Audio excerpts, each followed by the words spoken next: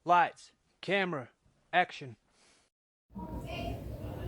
Assalamualaikum warahmatullahi wabarakatuh. Waalaikumsalam warahmatullahi wabarakatuh. Bapak, terima kasih atas waktunya untuk bersedia saya wawancara. Ya, sama-sama. Sebelumnya Bapak izinkan saya untuk menjelaskan tujuan dari wawancara ini adalah tidak lain sebagai tugas CGP, yaitu pada modul 3.1 terkait dengan demonstrasi kontekstual dengan temanya pengambilan keputusan berbasis nilai-nilai kebajikan sebagai pemimpin.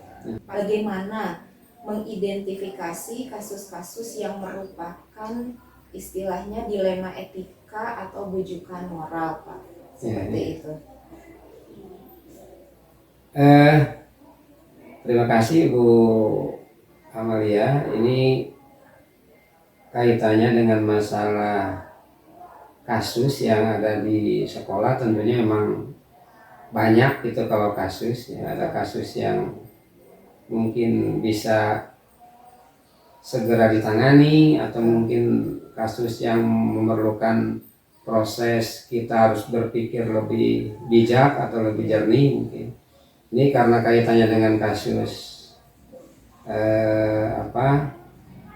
masalah etika ya. Masalah etika berarti kita harus juga ada semacam di diri kita itu rasa empati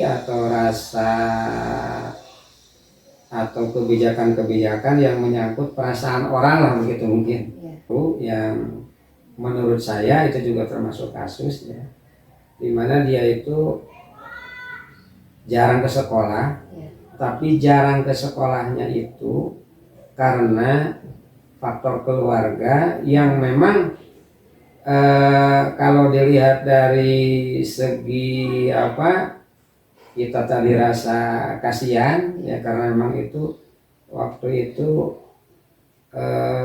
istrinya sakit-sakitan dan dia sering mengantar yang bersangkutan untuk pergi ke dokter gitu. Jadi kalau saya terus terang saja, hal-hal yang seperti itu ya, larinya satu kepada aturan, tapi yang kedua juga kita tidak bisa melepaskan rasa kepedulian lah, atau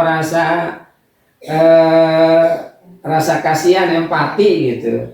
Jadi dua-duanya menurut saya ya, sebagai pimpinan sekolah, dua-duanya harus menjadi pertimbangan gitu. Dalam proses tersebut, Pak, langkah-langkah atau prosedur seperti apa yang biasanya Bapak lakukan, misalnya dalam kasus yang tadi? Ya kita coba dulu ya, karena yang namanya kalau dalam bahasa Sunda itu ada istilah saya kucariosan, abang kucariosan gitu. Tetap aja kita itu harus melakukan pendekatan dengan cara yang bersangkutan kita panggil, kita wawancarai, kita tanya sejauh mana permasalahan yang dihadapi ya.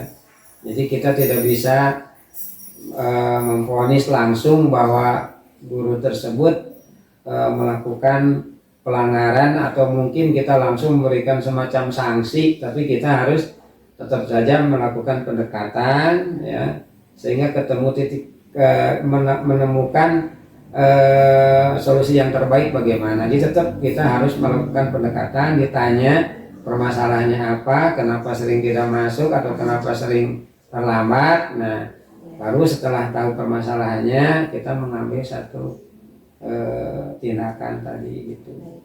Jadi berproses ya Pak Haji, tidak ujug-ujug di tempat, ada proses yang harus dilalui dengan berbagai pertimbangan. Adakah seseorang atau faktor-faktor yang memudahkan atau membantu Bapak dalam pengambilan keputusan dalam kasus-kasus dilema etika, Pak? Saya seringnya kalau ada masalah-masalah terus terang saja dikomunikasikan dulu minimal dengan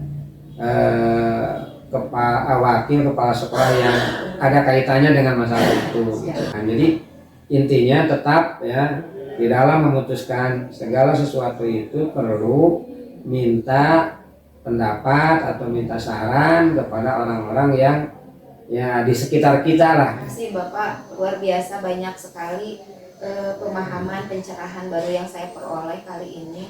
Mohon Pak Haji, terima Ya, kasih sama-sama. banyak atas waktunya. Cekap sakitu pamit. Ya. Assalamualaikum warahmatullahi wabarakatuh. Waalaikumsalam.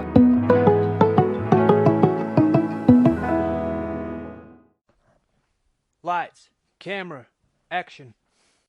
Bismillahirrahmanirrahim. Assalamualaikum warahmatullahi wabarakatuh.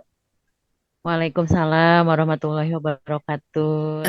Jadi mohon berkenan Ibu nanti memberikan jawaban-jawaban terkait dengan pertanyaan yang akan saya sampaikan. Kita mulai saja ya Ibu.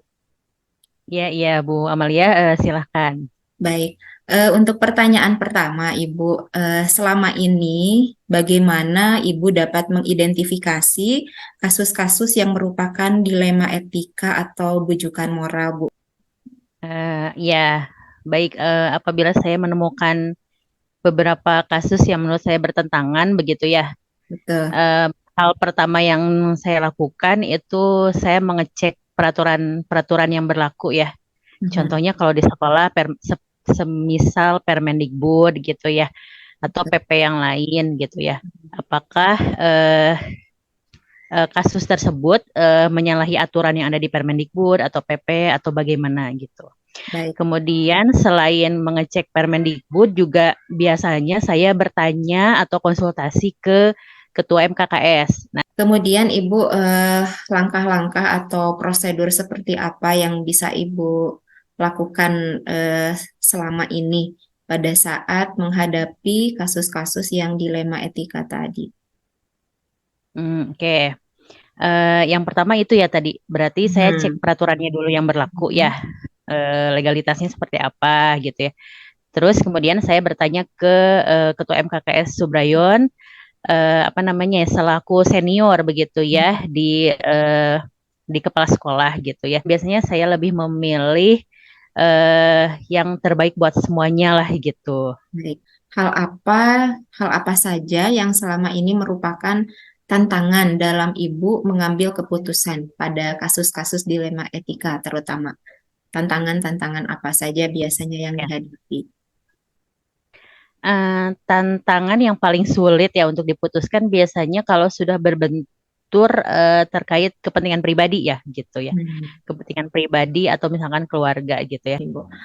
Baik Ibu, selanjutnya apakah Ibu memiliki waktu atau jadwal tertentu dalam menyelesaikan sebuah kasus dilema etika atau langsung menyelesaikan di tempat misalnya? Bentuk atau prosedur seperti apa yang biasanya Ibu jalankan? Seperti itu, Bu. Oke, biasanya saya mengecek dulu ya, apakah kasus ini penting atau tidak gitu ya. Selain itu, apakah kasus ini mendesak atau tidak gitu ya. Kalau misalnya kasus ini mendesak dan penting, berarti harus saya segera memutuskan gitu pada saat itu juga gitu ya. Tapi kalau kasus itu penting tapi tidak mendesak, biasanya saya butuh waktu untuk mencari permennya, butuh waktu untuk konsultasi ke senior saya ataupun ke guru-guru yang ada di sekolah saya misalkan gitu ya, atau ke keluarga gitu. Jadi butuh waktu. Untuk selanjutnya, adakah seseorang atau faktor-faktor yang memudahkan atau membantu Ibu dalam pengambilan keputusan? Ya, betul Bu. Ada banyak sekali gitu ya. Tadi sudah saya sebutkan salah satunya Ketua MKKS gitu ya. Ketua MKKS Kabupaten, Ketua MKKS Subrayon, ataupun rekan sejawat biasanya kepala sekolah dari sekolah terdekat gitu. Jadi terakhir bertanya ke guru-guru yang di sekolah gitu. Biasanya seperti apa gitu sebelum-sebelumnya begitu. Dari semua hal yang telah Ibu sampaikan tadi, pembelajaran apa yang dapat Ibu petik dari pengalaman Ibu mengambil keputusan dilema etika? Dalam mengambil keputusan itu kita tidak bisa untuk mengambil keputusan dari satu sisi saja begitu ya. Jadi tidak mesti satu kasus diselesaikan dengan cara yang sama. Jadi kalau untuk kasus-kasus tertentu berarti harus dianalisis dulu baik-baik semua faktornya gitu ya, dan diselesaikan dengan cara yang paling baik untuk semuanya. Terima kasih banyak sekali lagi waktunya Ibu. Hatur nuhun. Sama-sama Bu Amalia, saya juga senang bisa membantu. Mudah-mudahan yang tadi disampaikan membantu gitu sedikit. ya kepada Sangat-sangat Bu Amri. membantu, Bu. Hatur nuhun. Wassalamualaikum warahmatullahi wabarakatuh, Ibu. Waalaikumsalam warahmatullahi wabarakatuh.